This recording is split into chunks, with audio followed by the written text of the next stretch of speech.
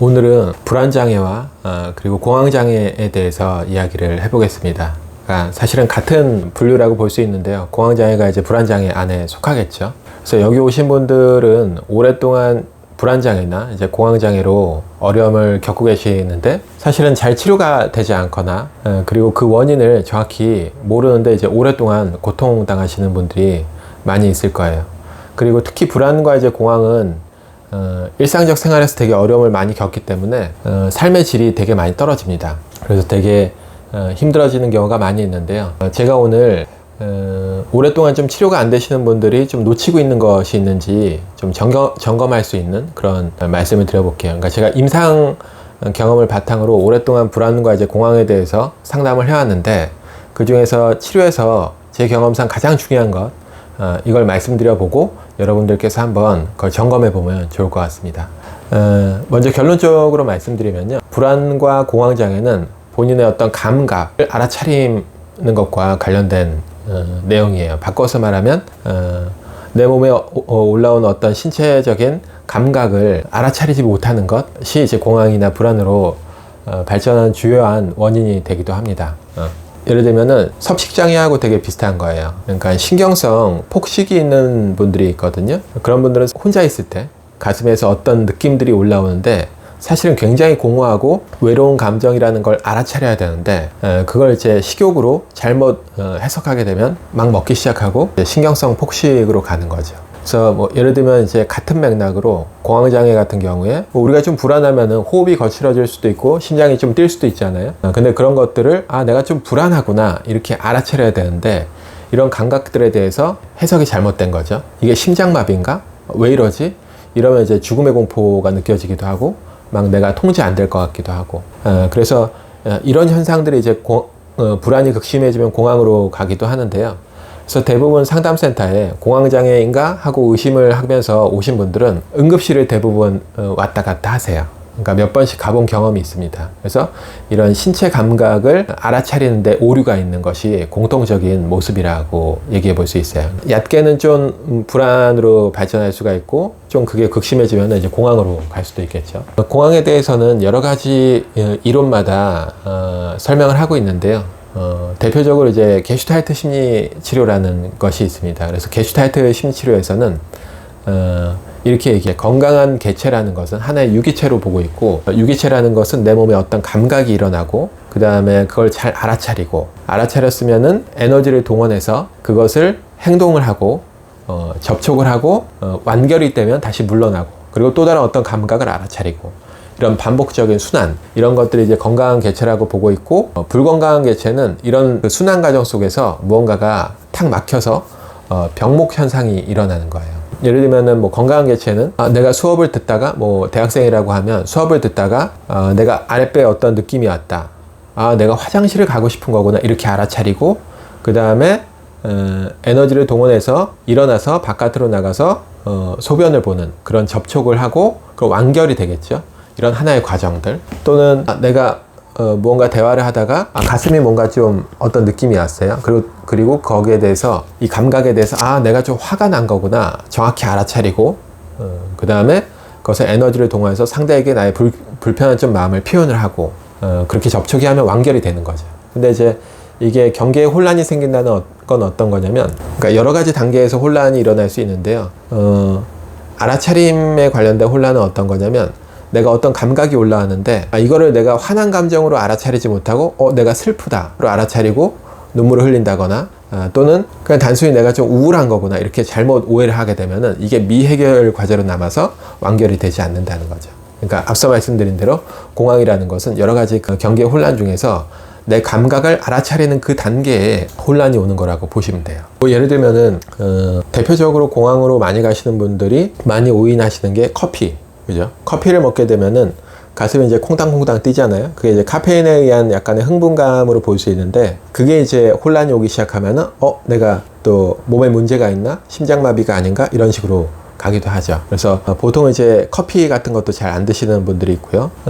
또 이런 사례를 우리가 생각해 보면 어떨까요? 평소에 약간 이제 불안이 있던 분이 있었는데 오늘 같이 이제 초등학교 동창회를 간 거죠. 그래서 음식점에 다 모여 있고 동창들이 모여있는 그 방으로 딱 들어가려고 하는데 문을 열었는데 너무 가슴에서 어떤 통증이 올라오고 그래서 이게 뭐지? 내가 어떻게 되는 거 아닌가? 이렇게 하다가 공황으로 발전하신 분이 있다고 한번 상상을 해보는 거죠. 그러면은 아까 제가 말씀드린 어떤 감각을 알아차림과 관련된 그런 맥락에서 바라본다면 이분이 어떤 오류가 있는 걸까요? 이제 동창들을 딱 봤는데 가슴에 어떤 감각이 느껴진다는 거죠. 근데 이거를 알아차리는 것, 해석하는 것에서 내가 이거를 심장마비나 아니면 극심한 공포로 오해해 버린다는 거죠. 근데 사실은 그런 좀 심장의 어떤 느낌, 콩당콩당한 그 느낌은 사실은 굉장히 반가움이나 흥분감일 수 있잖아요. 굉장히 긍정적인 감정인 거죠. 하지만 이제 이분은 이걸 이제 오해하면서 공황이나 불안으로 발전할 수 있는 겁니다. 이런 케이스도 한번 상상을 해볼 수 있겠죠. 그러니까 어떤 여자가 있는데 헤어진 남자친구를 오랜만에 다시 만난 거예요. 그래서 갔다 오셨는데 여기 얼굴에 뭔가 이제 약간은 마비되는 느낌, 통증이 느껴지고 마음은 되게 불안이 올라오는 거죠. 그래서 이걸 가만히 해석해 보면은 이 얼굴에 이런 통증이 있는 건데 사실은 결론부터 말씀드리면 이분은 굉장히 슬픈 느낌이 있었던 거죠. 사실은 남자친구를 오랜만에 만났는데 좀 내가 당신 때문에 너무 슬프고 좀 보고 싶어 한다는 그런 약한 마음을 드러내고 싶지 않아서 이제 그 감각을 소외시키다 보니까 얼굴에 힘을 꽉 주게 되고 그러다 보니까 이제 울고 싶은 표정과 그 다음에 포커페이스를 유지하고 싶은 그 표정 사이에 갈등이 일어나면서 여기에 교착 현상이 일어나면서 통증이 느껴졌던 거죠. 그리고 감정적으로 이제 불안할 수 있는 거죠. 왜냐면은 불안이라는 것은 다른 관점으로 말하면은 2차 감정이거든요. 1차에 어떤 갈등 구조가 있고 그것이 알아차려지지 않을 때, 규정되지 않을 때 이제 2차적으로 불안이 오는 거니까요. 그래서 비로소 이제 그분은 본인의 슬픈 감정을 정확히 알아차리는 것, 알아차리고 그제서야 비로소 이제 얼굴에서 눈물이 흐르고 그 불안과 이제 얼굴의 통증이 사라지는 경우가 있는 거죠. 그러니까 여러 가지가 있을 수 있습니다. 게슈탈트 심리치료의 어떤 보고에 의하면 그 앞서 말씀드린 대로 불안에 대해서 호흡곤란이나 아니면은 심장 두근거림을 죽음의 공포로 느끼는 오해를 하기도 하고 또는 이제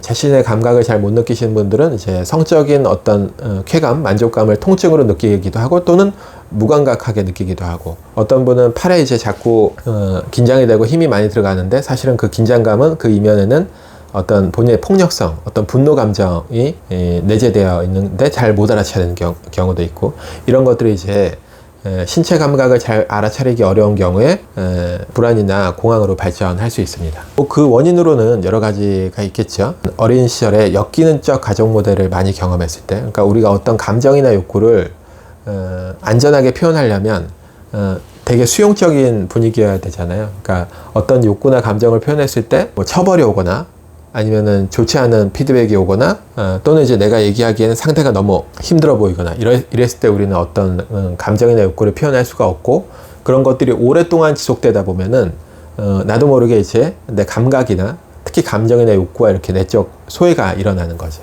그래서 나중에는 어떤 감각이 올라와도 그걸 잘 알아차리기가 어렵고 그러니까 처음에 보통 이런 소외 과정들은 되게 의미가 있는 거예요. 왜냐면은 그걸 소외시킴으로써 안전하기도 하고 또는 의도적으로 그런 것들을 그런 감각들을 소외시켜버리면은 내가 그런 불편한 것들을 안 느낄 수 있잖아요. 근데 이제 문제는 뭐냐면 이게 점점 시간이 지나면서 점점 이제 사물화되어 가는 것, 나중에는 급기야는 본인의 감정이나 욕구를 잘 알아차리기 어려운 단계에 들어가기도 합니다. 그래서 여러분들이 이제 해보셔야 되는 거는 내가 오랫동안 불안이나 공황이나 이런 불안장애에 관련된 쪽으로 고통을 받고 있다면 내가 혹시 내 감정이나 욕구, 그러니까 내 신체에서 올라오는 그런 감각들을 잘 해석하지 못하는 것은 아닌지 좀 알아차려 보면 좋아요.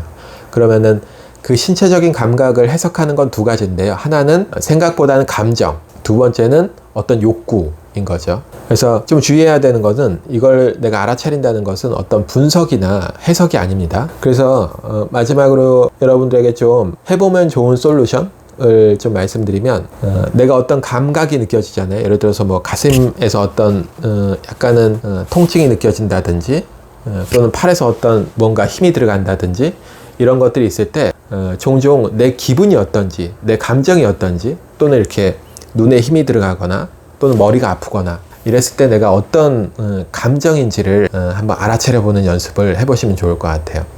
그래서 이제 좀 복잡하게 말하는 것보다 딱 한 5가지 정도로 분류해서 구분을 해보면 좋을 것 같습니다. 첫 번째는 내가 행복한지, 두 번째는 내가 뭔가 화가 나 있는지, 세 번째는 뭔가 두려운지, 또는 내가 슬픈 건지, 또는 우울한 건지를 한번 알아차려 보시면 좋을 것 같아요. 이렇게 알아차림만으로도 불안과 공황장애는 꽤 많이 좋아질 수 있습니다. 이상으로 마무리하고요. 그리고 제 채널이 아직 좀 작아서 잘 노출이 안 되기 때문에 구독을 좀 눌러주시면 앞으로 제가 올린 영상들을 좀 더 쉽게 찾으실 수 있을 거예요. 네, 그럼 오늘 이상 마치고 다른 영상으로 찾아뵙겠습니다.